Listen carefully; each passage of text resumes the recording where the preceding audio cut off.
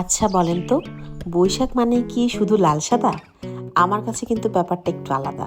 নতুন বছর মানেই নতুন অনুভূতি, নতুনভাবে শুরু করা। আর সেই নতুনত্বটা আমি খুঁজে পাই আমার ঘরের ছোট ছোট জিনিসে।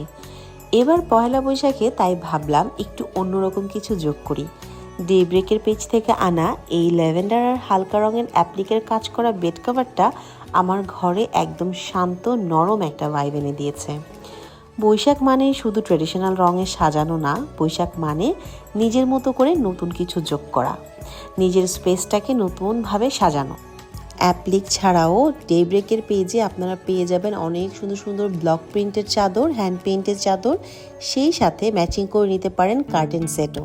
As a home decor content creator আমার কাছে বেডশিট, ঘর গোছানোর জিনিস, যে কোনো ডেকোর পিস খুবই দুর্বলতার জায়গা।